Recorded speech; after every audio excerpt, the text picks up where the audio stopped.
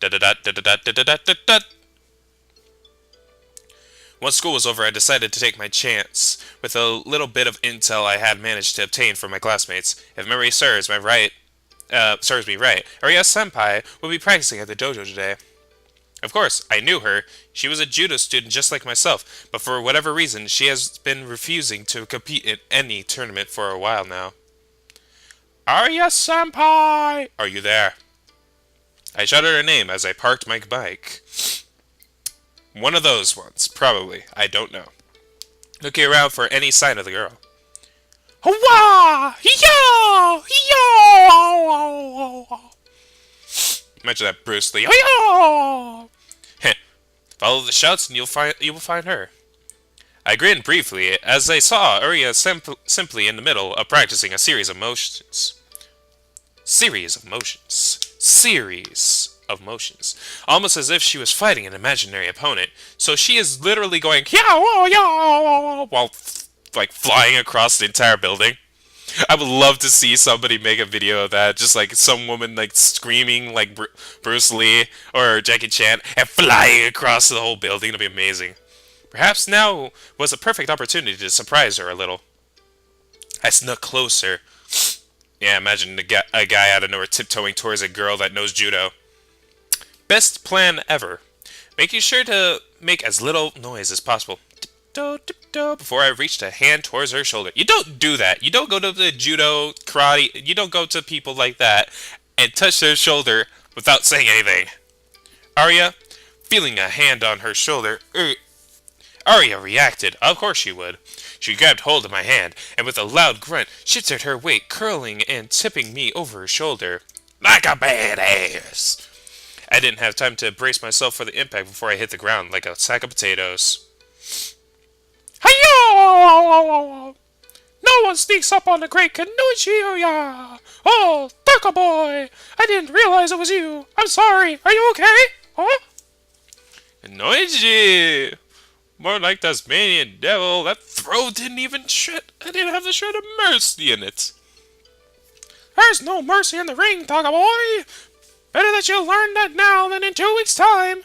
Let me guess. You want to do some sparring, don't you? Or are you gonna be that one guy that tried to look at my side boob? I actually came here to ask you something.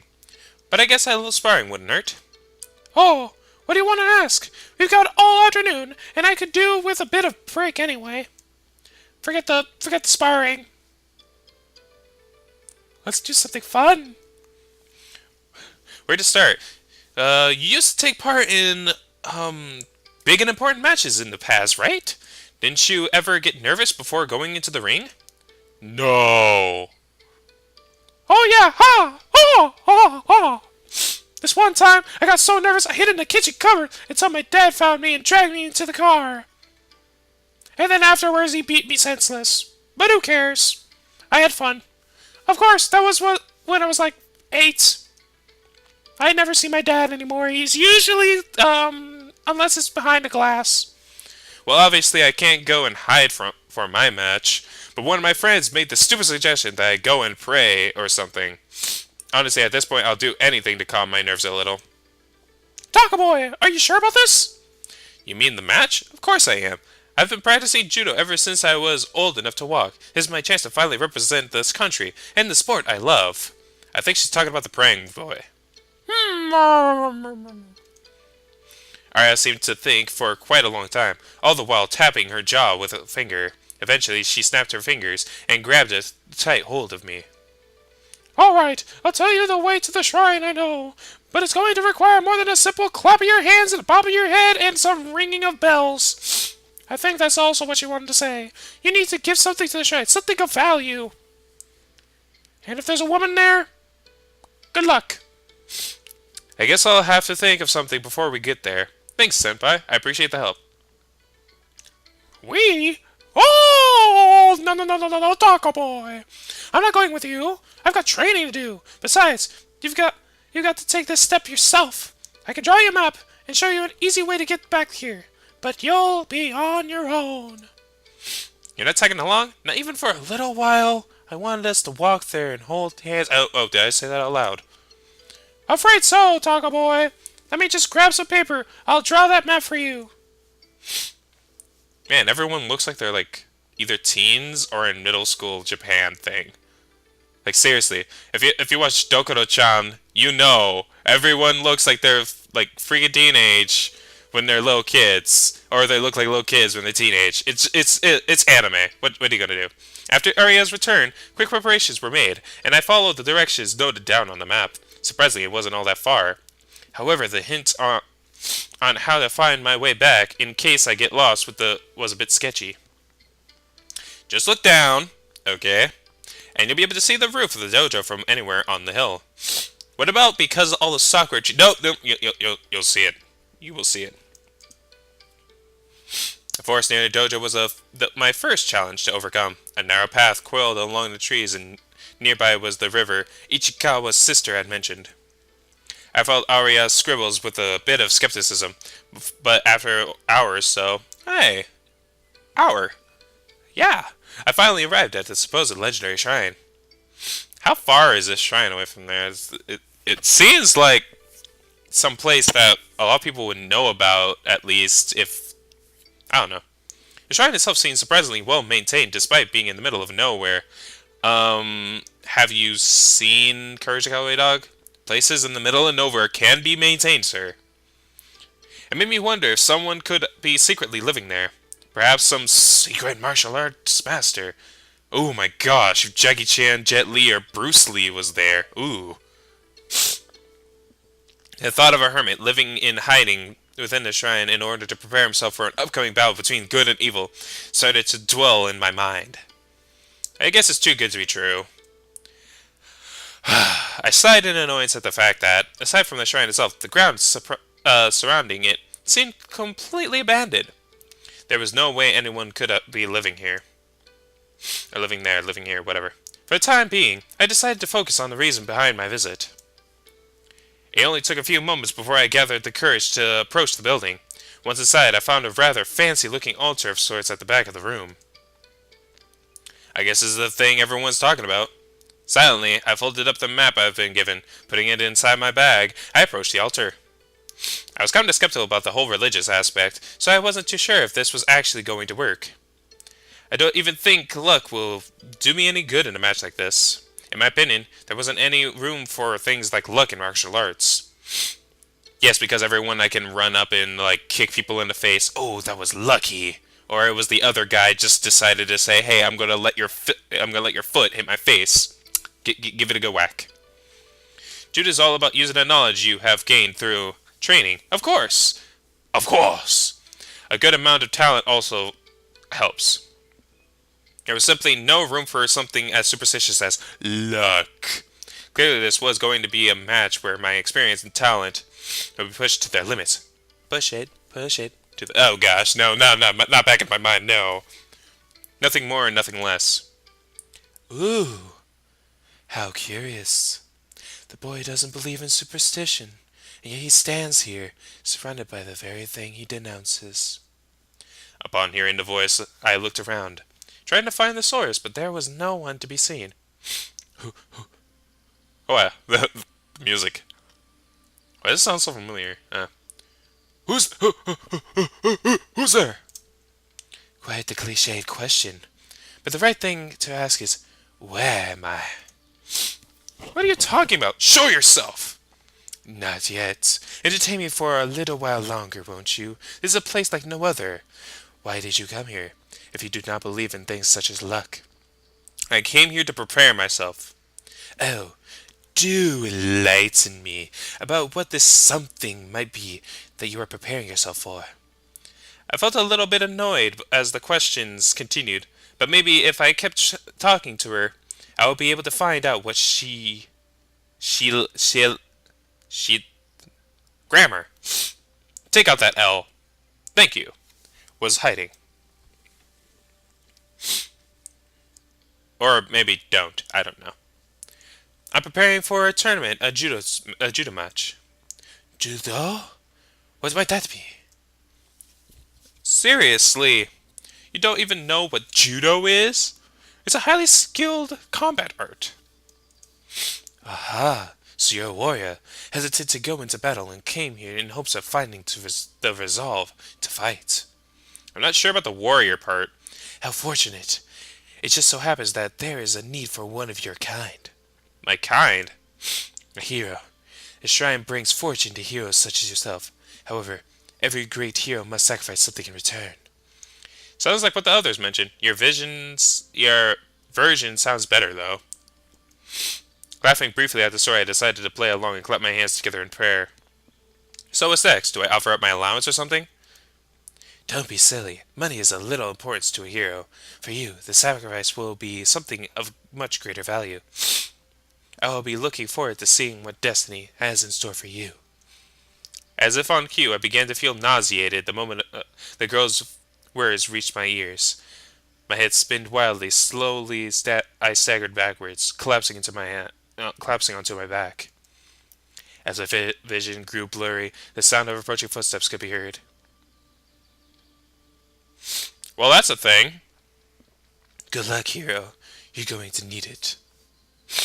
Yeah, just for added effect, let's put chains on the tail. Good idea. And apparently, a gravity-defying scarf thing? I don't know. Or whatever that thing Fred wears from Scooby-Doo. Whatever the... Ascot? Is it Ascot? I believe so. Axel of the future, tell me. Alright, thanks. Despite my attempts to get back up, all I managed was a brief look at the girl. The sight of horns and a tail left many questions, but before I had a chance to utter even a single word, my consciousness succumbed to darkness. And then I got a keyblade and I saved the world. That's totally what happens. Rays of sunlight stirred me back to life, a groan of annoyance leaving my mouth while I tried to get back onto my feet. I felt a bit dizzy, but the first thing I noticed was that I was no longer at the shrine. Toto, we're not in Kansas anymore. Instead, it looked like the forest near the dojo. Of course, my first thought was to look around and see if I could find the girl from before, but not a trace of her presence remained. Yeah, I don't think someone like that is going to walk around in a densely forest unless they're psychotic, maybe? I don't know. To make things even stranger, the path that I had followed amidst the trees seemed better maintained than I remember. I should probably head home. That thought was cut short when the sound of several female voices could be heard nearby. Hey! Get back here! Kage! Stop them at once! Just what do you think I'm doing? I'm chasing them! I'm trying to stop them! Yeah! I think they noticed what's missing, Oni-sama! Keep running, little one, and we might just make it. Just when I thought this day couldn't get any weirder, the sound of heavy footfalls could be heard nearby. What in the world is going on here? Yeah, they're fox girls. Haven't you seen Spice and Wolf? It's completely normal. Further ahead, I saw a couple of girls in fast pursuit of even more girls. Yes, girls everywhere. However, there was something off about this scene, something that didn't make any sense. Two of them have ears and tails that aren't attached. There? Yeah. The girls being chased had ears and the tails of an animal, and the pursuers appeared to be armed with a katana and naginata. You conniving fox! Come back here at once! Return what you have stolen! Immediately! Give me back my pretties! Oh wait, that was the other way votes. Hey, Kage! How could you say something out loud like that? Ha ha! Panties! Haha, oh no. Help! Save us from the rampaging women! Hehehe. As I watched the girls run off, I couldn't help but find myself struggling with the decision to just leave them be. While I didn't know what in the world was going on, the two girls armed with the rather realistic-looking props, surely they couldn't be real, had me worried. I couldn't very well call myself a hero if I had let something like this go by without acting. I am so going to regret this. I am going to help people. I am going to regret it. Mumbling in annoyance, I chased after the girls. Ikage! Go around to the left! Right! I said left! Why do you always undermine me? I wasn't saying right. I was... You know what? Never mind. Just run after them. As I was chasing the girls, I noticed that the trees seemed to be getting denser, making it gradually more difficult to navigate along the path. Howdy-sama! I don't think I can run even much more. I'm starting to feel a bit...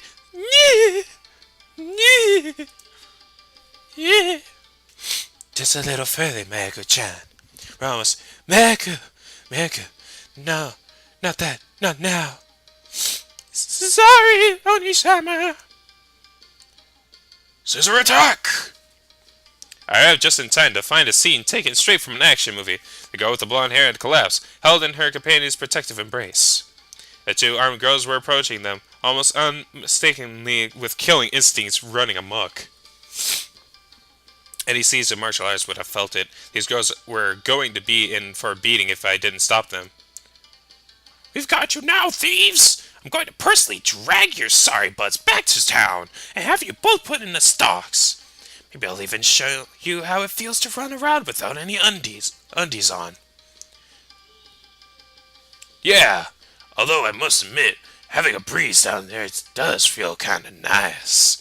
Giving me feeling fresh and tingly. Tingly. Hikage, goodness! Don't you have any shame? This isn't about you. It's about our undergarments, stolen, and those two criminals being brought to justice. I always feel like somebody's watching me when I'm playing these games, or doing anything that has to do with reading out loud. Yeah, Oni-sama, it hurts, my head hurts. Rub it, maybe a Gina will come out. Shh, it's going to be okay, little one. Hey guards, if you're so desperate to take your underwear back, then here, catch. Stop it right there. Okay, I arrive immediately in the wrong time. It wasn't the wrong place, it was the wrong time. Right place, wrong time. However, before I was able to interrupt the conversation, the silver-haired girl tossed something into the air. Wherever it was flying straight towards my head. The two samurai girls instantly grew flustered. I swear, I feel like something's behind me. Ugh, I can't see. Who the hell tosses up? Peeling the items off of my face, I raised them into the air, looking into like a professor examining an important sample while the thieves made their escape. A pink bra and lacy black... I'm gonna die. Oh god, I knew this wasn't gonna be going to end well. Yeah, you there! Are you in cahoots with those crafty foxes? Hand those back immediately! Those are evidence of a crime, and not for anyone else to touch! Drop the panties, right now! You know, it's kind of different when a girl says it than a guy. It totally is. I'm innocent until proven guilty. It's one of the golden rules of the court. Just stop pointing those weapons at me, so I can hand over your undies without being turned to shish kebab. What? No, stop! Shut up! Just drop the evidence and walk away! I am Tsukino Mio, Chief of the Village Guards, and I'm ordering you to drop what you're holding right now! I don't know of any village guards, and I seriously doubt a cop would go around dressed like that, and wielding a katana. More importantly, the ground here is muddy and dirty. Are you sure you want me to drop the evidence here? I mean, I could, but... Yow! Before I could react, the pink-haired girl lunged towards me, the pointy end of her naginata aimed at my gut. My reflex caught on just in time, and I was able to palm away the spear as it sailed through the air. I struck upwards on the wooden shaft of the weapon, sending it up into the air and causing the girl to lose her balance. Narumi! I did not order you to attack! Fine, I'll give them back. Jeez, just my luck to find a couple of crazy girls with weapons. Extending the hand that held the undies, I tried to hand them over, something that I would soon end up regretting. Yeah! You'd think I'd fall for something so simple. Fool! You might have fooled me once, but I won't let that happen again. Woman swung her weapon wide, arcing the thick wooden pole into my side before I could dodge. She then lunged forward and grabbed me tightly, pulling my arms around behind my back, leaving me with sore ribs and in a prone position. I could have fought back. Yeah, I could have. But I figured it would only lead to more fighting, with the possibility of ending up stabbed. I decided to remain passive. The sword-wielding girl stepped forward and grabbed the silky underwear from my hand triumphantly. Humph! Your methods might be cruel, but they do get results, Hikage. Tie him up. We'll bring him in for questioning. He probably knows what these pesky thieves are hiding. Where they are. Right. And people wonder why criminals want to resist arrest at all costs. I mumbled this weakly as the girl with a naginata tied my wrists together with rope, and I soon felt myself dragged by the duo towards the city. Surely, once we get out of the forest, you two will stop this act of yours and let me go, right? As much as I like to fool around, I have more important things to do. A city? Ha! We're not taking you all the way there. You'll be spending the night in the village chief's thief. Village cells, chief. Thief? Ah, I got that wrong the first time too. Who are you calling a thief? I'm the victim. First, I get undies tossed on my face. Totally nonchalantly do I react to this. Then I had to deal with physical abuse, and now these accusations? Besides, there's no village around these parts. It's a city, you know? Tsukino Toshi. Silence! Hikage, if he speaks again before we get to the village, you have my permission to knock him unconscious. Suderic tyrant. That's funny. And that's how I ended up in my way to the jail cell, cuffed and dragged by two girls, both of who I started to suspect were Loco and Coco.